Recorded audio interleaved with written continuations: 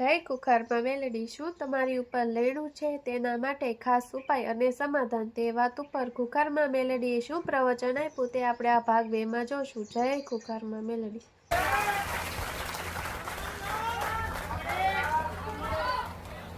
હું રાજી છું, ભલે મારું મંદિર નહીં, હું રાજી છું, પણ આ તો જમ કહું, આ તાપ તમને વેઠવા ના પડે ને, એટલે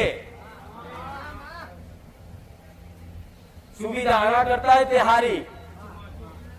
હું તો સુધી સુવિધા કે મારા સાનિધ્યમ છે, હેરતા આવશે, ચાલતા આવશે ને, એના પગ દબાયા આલીશ હું માથા.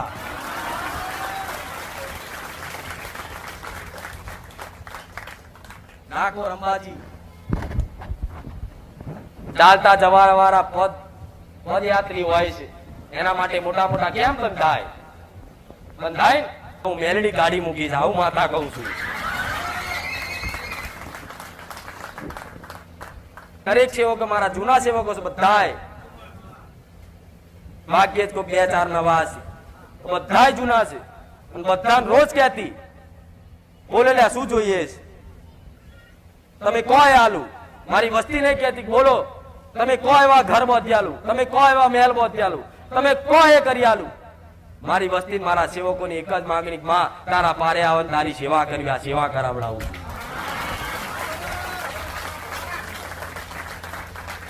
આ સેવા કરવા આલ્યું, તમે માગ્યું આલ્યું, એમને હારું જ માગ્યું, મારી વસ્તીએ હારું માગ્યું, મારા દીકરાએ હારું માગ્યું. માં તું શું તો રૂપિયા, ગાડી, બંગલા, મોહન સમાન બધું છે. માં મેં જે દુઃખ વેઠ્યા છે, માં એવા દુખિયારા ઘણાય છે, માં નહીં જોયું જોવાતું.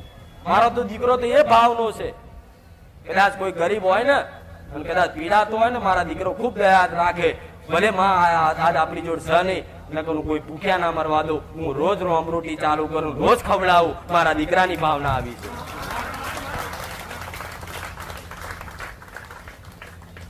આ કર્તવ્ય છે.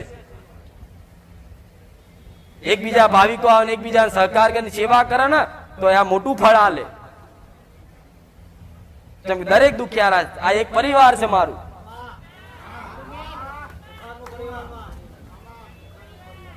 તમારો આત્માનો મારો એક સંબંધ છે. તમે કઈ નાતના, કયા ગામના, કઈ ના છો, માથી લેવા દેવા નહીં. દરેક મારા પરિવાર છે. પરિવાર વાળા જોડે ચમનું રહેવું, ચયા વર્તન રાખવું, આટલું ધ્યાન રાખજો. દરેક ને કહું છું. ભાવિકોને એક વાત કહીશ કે ઉતાવળ કરીને, દાદાગીરી કરી, કોઈ ખોટી લાલચ આપી નહીં, તે કદાચ મારા સુધી પહોંચવાની કોશિશ ના કરતા તમને ફળ નહીં આલવા, આવું કહું છું. પરાણે ઘૂસ મારી, જુઠ્ઠું બોલીને, આટલા રવિવાર થયા જુઠ્ઠું બોલી, તમે કદાચ ભાવિક જોડે, સેવક જોડે કદાચ જુઠ્ઠું બોલી જશો, મારી જોડે નહીં ચાલે. અહીં આવી જશો કદાચ તો મને કોઈને અપમાન કરતા નહીં આવતી હોય, કોઈ નોકરી કરીને નહીં ઠપકો આલે. જમ મીઠો ઠપકો હાલવા વાળી છું, હાથ ફેરી સમજાવવા વાળી છું, પણ આ સેવાનો મોકો મળ્યો છે ને, તો કર્તવ્ય મુજબ ઘરે રાખો. અને જે મારા સાનિધ્યમ જેને જેવી સેવા કરી છે ને, એવાની કોઈ દાડે એડે નહીં જવા દીધી. કોઈ વગર માગે આલ્યું છે. આ તો સમય નહીં બન્યો હજુ, નકર હજુ એવું કહું છું, કોઈ વાહન ના ધોવા દઉં, હું એ માતા છું. સમય બનવા દો, મારે કોઈની સેવા લેવાની જરૂર, હું માતા તમારી કરીશ, આવું કહું. બધી માતા તો સેવા માંગે, મને સેવા કરો મારી. હું એવું કહું છું, મારી સેવા ના કરશો, હું તમારી કરીશ. તમે મારા સાનિધ્યમાં આવ્યા છો, તમે મારી જોડે કઈક આશા લઈને આવ્યા છો, દુઃખ મટાડવા આવ્યા છો, તો મારું કર્તવ્ય છે, મારું ધર્મ છે કે દરેકને સતનો માર્ગ બતાવી, હારા આશીર્વાદ આલી, સદબુદ્ધિ આલી, અને પોતાની માતાની કૃપા હેઠળ પહોંચાડવા, આવું માતા કહું. થોડો સહકાર આપજો, ધીરજ રાખજો. બેઠક આજે લખાઈ છે ને, તો તમારો 6 મહિના વગર તો નંબર નહીં આવે, આવું કહું છું. એટલે ઉતાવળ કરશો, ઉતાવળ જ ઘેર રહો, મારે ભીડ ભેગી નહીં કરવી. જ્યાં તમને ઈચ્છા થાય તાર આવો. હું નહીં કહું રવિવાર ભરો, 25 ભરો, 30 ભરો, 40 ભરો. હું એવું કહું છું કે ઉતાવળ હોય તો રવિવાર ના ભરો, ઘેર બેહો, બીજા ભુવાએ જાઓ, 500 જગ્યાએ ફરીને આવો. ગમે તાર આવશો, મારા દરવાજા 24 કલાક ખુલ્લા રહે છે. અહીં ધીરજ વાળાનું જ કામ છે, ઉતાવળિયાનું કામ નહીં. આ જાહેરમાં એવું કહું છું કે આજે બેઠક લખાઈ હોય તો 6 મહિનાની મીટિંગ રાખજો. જેમ કે સેવકોને અમુક વાતે વ્યવસ્થા કરવી મુશ્કેલ પડે. પેલા એવું કહેતા કે માતાજી દૂર વાળાનો પહેલા નંબર લઈ લો તો હારું, બચારા 500 કિલોમીટર થી આવે છે, તો દૂર વાળા નંબર લેવા તો રોજ 500 1000 કિલોમીટર થી પુણે થી બોમ્બે થી રાજસ્થાન થી આવે, તો એ બધાનું રોજ લેવા જવું તો અમદાવાદ વાળા રહી જાય છે. રહી જાય છે કે નહીં?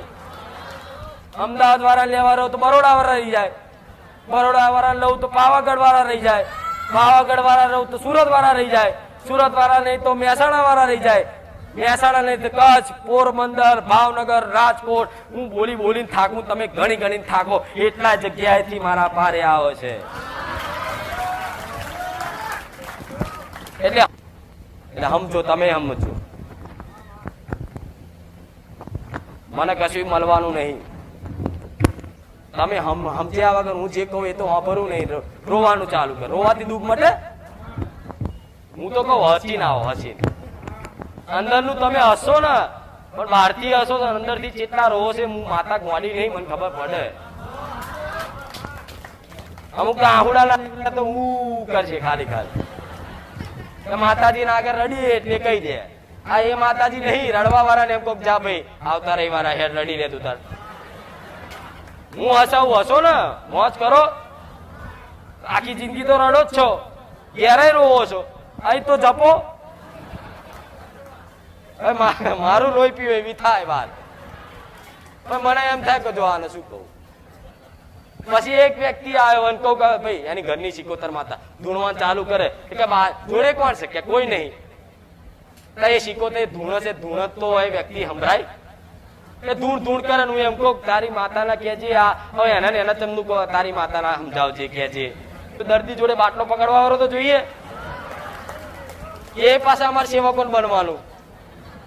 પાસે કે હારું હેડ હું જવું હતા ભાઈ ક્યાં જઈને ફોન કરે. મારીએ શું કીધું તું?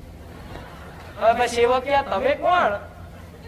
કે હું નતો આવ્યો ભાઈ, 10,000 ભાવિકો આવતા હોય મારા સેવક ને યાદ રહે કે આ વ્યક્તિ આવ્યો હતો. પછી પાછું એને યાદ કરવું પડે કોણ હતું, કોણે શું કીધું. પછી ભાઈ મારો દીકરો એમને બેઠો હોય તો પૂછવા માડી આપણે પેલા આયા હતા એને શું કીધું? મારો દીકરો કે હોય એ ટાઈમે કીધું તો અત્યારે શું છે, જા તું અત્યારે. એની અવસ્થામાં હોય ને પછી તો હું માતા જતી રહ્યો એટલે પછી મોણસાની અવસ્થામાં બેઠા હોય તો કે માડી પેલા આપણે શું વ્યવહાર કીધો હતો કે તમારે ધોન નહીં રાખવાનું, માતા બોલે અત્યારે તમે પૂછો છો. પછી મારો દીકરો મને કે પ્રાર્થના કરે માડી શું કીધું તું આને? પછી મારા પાછું આવીને કહેવું પડે કે એને લાપસી બતાવી હતી તળિયાની મેરડીની. કે આખો દાડો આ જ કરવાનું ભાઈ.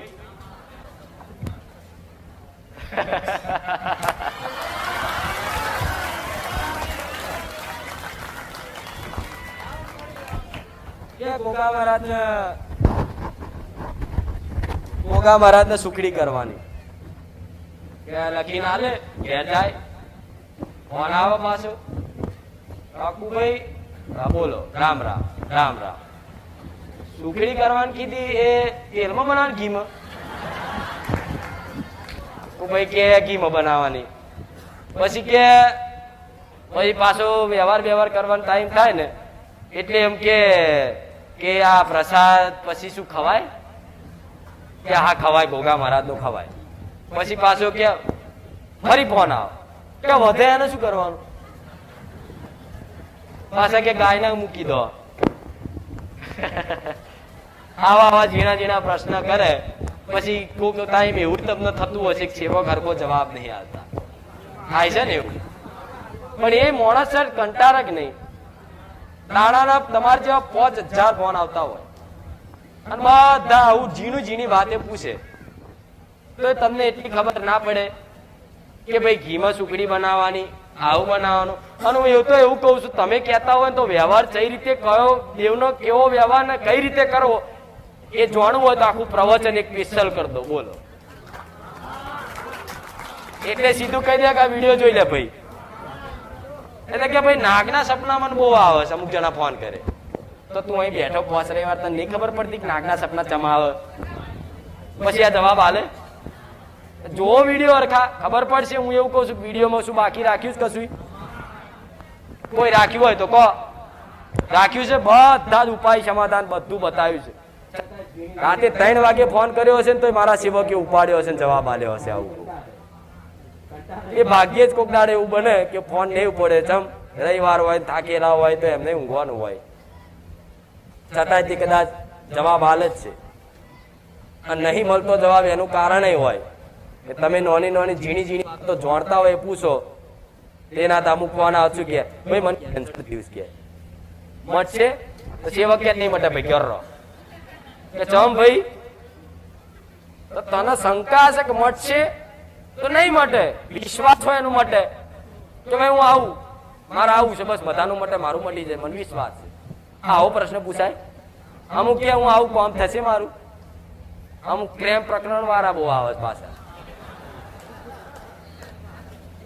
આપણે ભાઈ આવું વશીકરણ કરવાનું છે.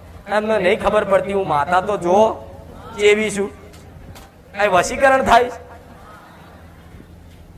તાંત્રિક શું કહું તો આજની દુનિયા આવી છે, તમને નહીં ખબર. ભાઈ આ સેવા કેમ કે મારી આવો ફોન આવ્યો હતો, હું હસું જો સોની મોની જે કરતી હોય ખરી ખાને વશીકરણ ફસીકરણ કર્યા વગર. પછી કે આપણે કોકના આપણું જ કયું કરે એવું કરવું હોય, કોક વહુને એની હાહુ પ્રત્યે હોય મને બહુ બોલ બોલ કરે છે કે આપણે ભાઈ મારે હાહુ બહુ બહુ ઝઘડો કરે, એવું થાય કે કઈ કાપી દઉં ખવડાવી દઉં કે મારી હાહુ મારું જ કયું કરે. તો કોઈ ભૂવો હોય તો એવો મળી જાય, હા થાય મારી વિધિ થોડી કરવી પડે. 3 દાડા પછી મને ફોન કરો અને એડવાન્સ 2000 આલો, હું વસ્તુ લાવી દઉં.